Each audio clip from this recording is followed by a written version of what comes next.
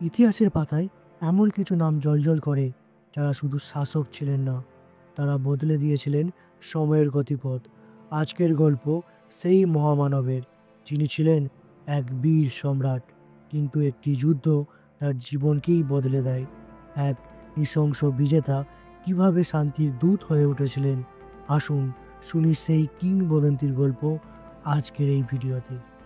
খ্রিস্টপূর্ব ৩০৪ সালের দিকে মগধের রাজপ্রাসাদে জন্ম নিল এক শিশু। নাম রাখা হলো অশোক। কিন্তু কে জানতো এই শিশুটি একদিন পুরো ভারতবর্ষকে কাঁপিয়ে দেবে। অশোক ছিল বিন্দুসারের বহু সন্তানের একজন, কিন্তু সে ছিল বুদ্ধিমান এবং এক বীর যোদ্ধা। ধীরে ধীরে তার নিষ্ঠুরতার জন্য তাকে চণ্ডাশোক নামে ডাকা হতো। অশোকের সৎ ভাই সুসীম সিংহাসনের দাবিদার ছিল, কিন্তু চতুর অশোক একের পর এক প্রতিদ্বন্দ্বীকে সরিয়ে দিল এবং শেষমেশ অশোক মৌর্য সাম্রাজ্যের সম্রাট হলেন। এরপর তার কাছে একটাই লক্ষ্য, সারা বিশ্ব জয় করার। কিন্তু অশোকের বিজয়ের পথে ছিল এক শক্তিশালী রাজ্য, কলিঙ্গ। এটি ছিল স্বাধীন, সাহসী যোদ্ধাদের দেশ। তারা কখনই মৌর্য সাম্রাজ্যের কাছে মাথা নত করেননি। অশোক বিশাল সৈন্যবাহিনী নিয়ে কলিঙ্গ আক্রমণ করলেন। দুই পক্ষের তীব্র যুদ্ধ শুরু হলো। অশোকের সেনারা আক্রমণ করেছিল, আর কলিঙ্গদের যোদ্ধারা শেষ পর্যন্ত লড়াই করছিল। চারদিকে শুধু ধ্বংস, রক্ত, কান্না। যুদ্ধ শেষ হলো, কিন্তু যুদ্ধক্ষেত্রে রক্তে রঞ্জিত হয়ে উঠল। 1 লাখের বেশি সৈন্য ও সাধারণ মানুষ নিহত হলো। 10,000 মৌর্য সৈন্য প্রাণ হারালো। অশোক যখন যুদ্ধক্ষেত্র ঘুরে দেখলেন, তার সামনে একটি শিশুর নিথর দেহ পড়েছিল। পাশে এক বিধ্বস্ত মা কাঁদছিল। সে মুহূর্তে অশোকের হৃদয়ে পরিবর্তন এলো। এ কি রাজনীতি, এ কি ক্ষমতা! আমি কি সত্যিই মহান, নাকি আমি একজন হত্যাকারী? সেই রাতেই সম্রাট অশোক সিদ্ধান্ত নিলেন তিনি আর কখনোই যুদ্ধ করবেন না। কলিঙ্গ যুদ্ধের পর অশোক নিজেকে বদলানোর সিদ্ধান্ত নিলেন। তিনি বুদ্ধের শান্তির বাণী খুঁজতে বের হলেন। তিনি বৌদ্ধ ভিক্ষু উপগুপ্তের কাছে গেলেন।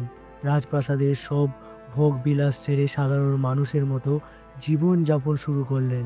তার রাজ্যে শান্তির শাসন প্রতিষ্ঠা করলেন। কিন্তু অশোক শুধু নিজেরই পরিবর্তনই থামেননি। তিনি চাননি কেউ আর যুদ্ধ করুক। তিনি শান্তির বার্তা সারা বিশ্বে ছড়িয়ে দিতে চাইলেন।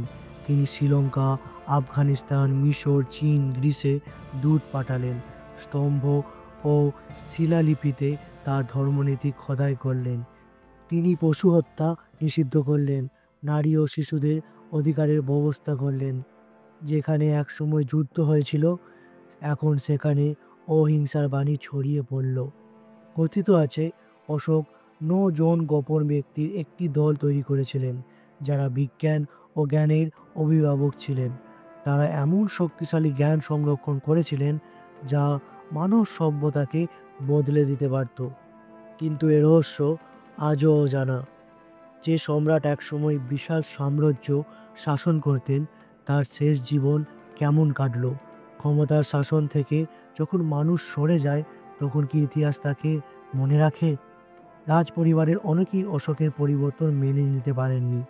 তার ছেলেমেয়েরা সিংহাসনের লোভে তাকে এক প্রকার নির্বাসিত করে দিল। শেষ বয়সে তিনি পাটলিপুত্রের রাজপ্রাসাদ থেকে বেরিয়ে এলেন এক সাধারণ মানুষের মতো। শেষ জীবন কাটালেন কৌশাম্বীর এক ছোট বৌদ্ধ মঠে, যেখানে রাজা নয়, এক সাধারণ ভিক্ষুকের মতো।